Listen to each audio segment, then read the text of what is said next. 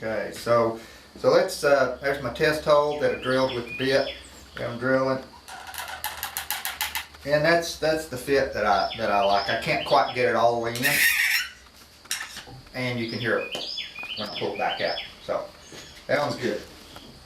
Throw that down there. The bit that I'm going to use is back to that Cook's patent bit again. And I hate to do this to you because they're hard to find, but you can use all kinds of stuff. If you like your cordless drill or your corded drill, brad points are fine. And like I said before, I think Pete Galbert has on his blog a good way of taking just a regular twist drill bit and grinding it down to a real nice brad point, and that's what he uses. I just like to use bit brace. So and a regular auger bit with the spurs on it is pretty difficult to drive into this hard maple. This needs a lot less torque to it, and plus I can get a better angle with it. The regular auger bit can pull out a chip on the obtuse side, the obtuse angle.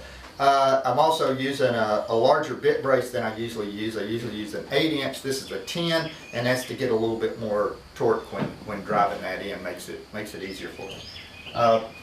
Okay, getting the angle.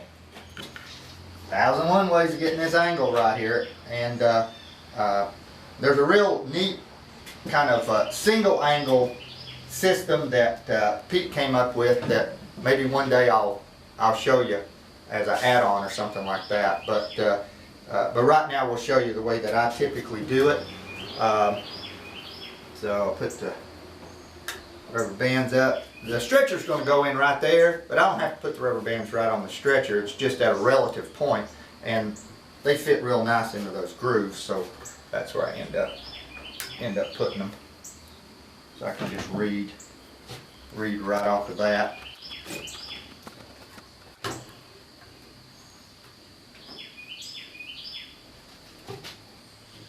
Now you can use sticks. There's a lot of ways. A lot of ways of doing it. So let's get my stretchers up here, and got the right stretcher, the left stretcher over here. So for getting the angle where the center stretcher is going to be entering the side stretcher, right like that, what I do is I measure this angle and this angle, and then I average them. But actually, if you really did that and averaged them and everything was equal, you'd come out with 90, because if you added up all these angles, it'd be 360, because the sun comes up in the east, sets in the west. That's why it does that. But that's not what we're doing. We're gonna add the two acute angles. So the angle I'm actually measuring is this one over here, but I'm measuring it over on this side. And if I put that up there, then I've got 85 and 80. 85. So 85 added to 85 and divided by 2 is 85. Okay? So now I want the tenon to enter this leg where, as we talked about with the grain orientation down here, I want the growth rings to be perpendicular to the long wood fibers of the leg. Now that means, because there's splay on that leg, that means that tenon has to be canted out just a little bit, has to be rotated out. So the mortise will not be drilled dead into the center of that radial plane. It will be drilled about an 1/8 inch rotation, if you understand what I mean there. So the way I get that, it's very scientific, is my fingers go on the ellipses right like that. I flip it over, I eyeball the center, and then I rotate it out about 1/8 of an inch. I put an arrow for the acute angle, because once you get ready to drill that, you won't know if it's going that way or that way. Turn it back over. I write the number of the leg it's going to go into. That one's 3, that one's 2. And I also write that on the bottom of the stretcher. So when I get ready to drive that in, I know that those numbers need to be pointing towards that foot. or I've got it flipped around. Okay, so now only thing I need now is the angle. I like to write it right on the stretcher where when I'm drilling, I'm looking straight at it. Okay, so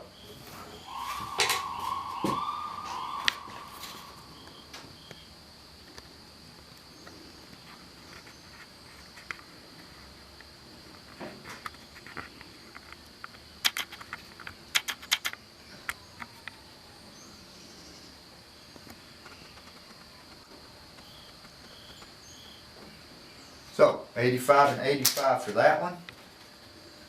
Same thing.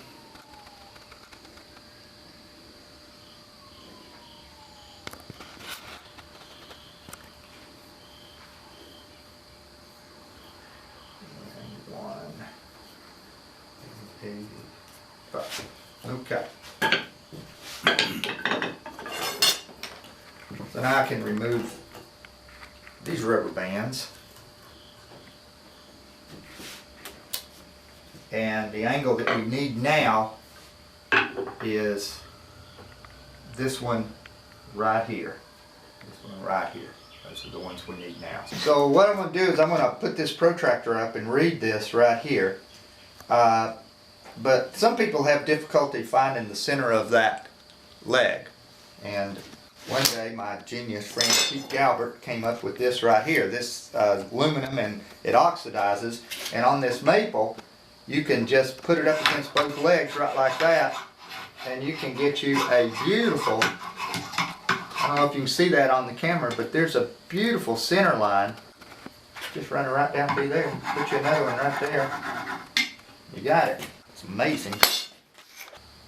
So now I've got my dark line right here, and got my rubber band right there, and all I have to do is just read that angle. So I can put the base of the protractor up against it. And one thing I like about this protractor is the real base is right up here. But this is a relative base, and I can put it up against the leg, which gets the mark that I'm reading off of out here away from any problem that the rubber band might be having back in here coming around the leg. And make sure your rubber band's not hung up on either side. Everything's even. So now I can just put it right up there. Get it on that black line. Line her up. Read it. And that is sitting right on 75. So I'll write that right there where I can see it. And then so on and so forth, and I'll measure all the other ones then. So here's a little gizmo that I drill in. It's a 3-peg holding system, and then I added V-blocks because the V-blocks hold it perfectly level no matter what the shape is, and the 3-peg holding system holds irregular shapes in tight. All you need is a wedge.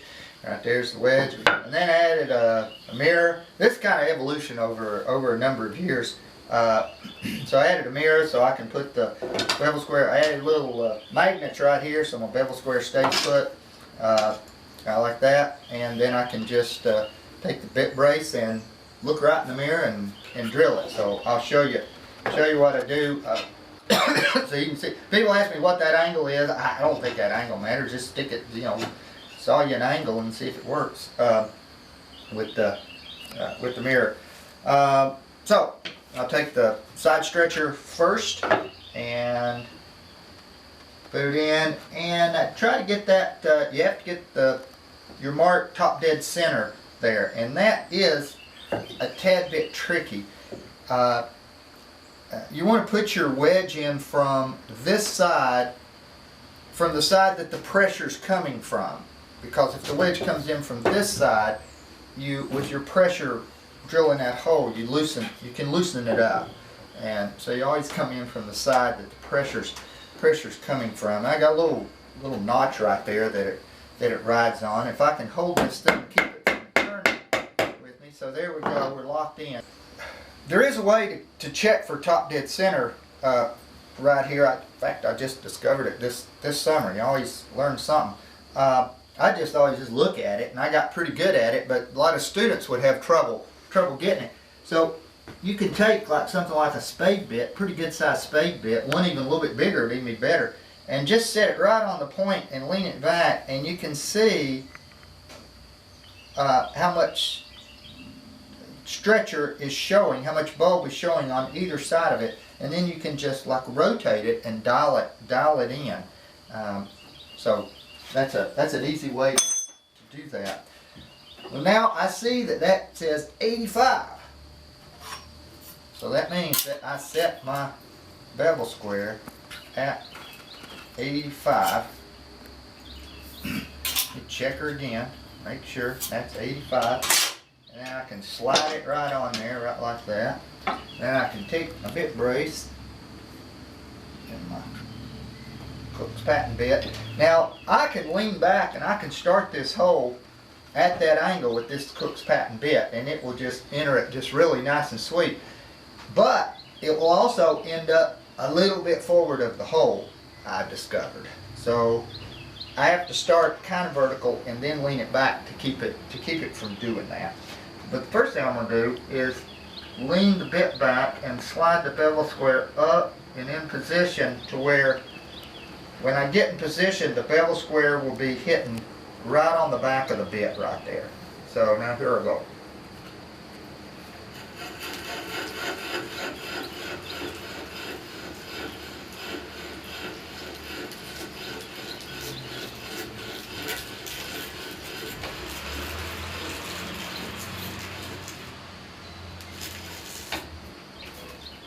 Now let's look and see where my line is. Got a couple more turns.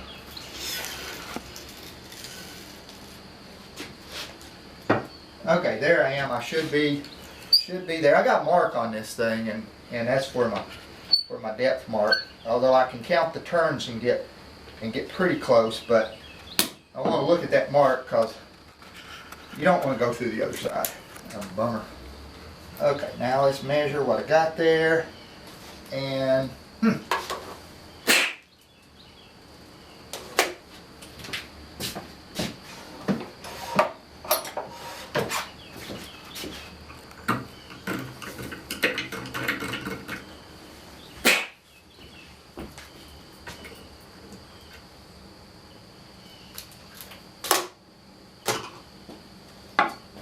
yeah, let's go just a little bit deeper there. So I'll go backwards so I don't cut it any. There you go, move close. That ought to be it right there.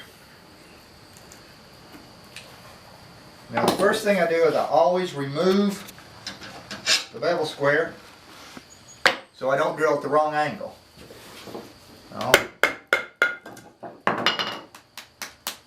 And clean that out, that looks good. Measure that, and that looks great, 1.1 inches. That's just what I was wanting. Well, this is the last leg. I've got both stretchers drilled and all three legs. This is one of the front legs. I always go in order with everything. Like I've said before, I have a certain system and I try to stick with it because it exposes mistakes. So I always drill leg 1 first and leg 2 next, and so on. So now I'm on leg 4, which is the right front leg. So get it locked in. That is at 75. That's what I got written there. And let's see, and that's at 75. Lock her down just a tad bit.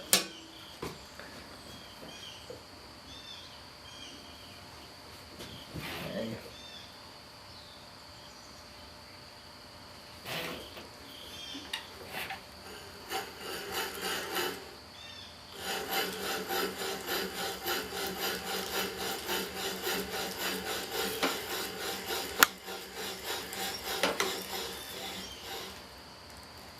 Let's see where I am. Oh, one more.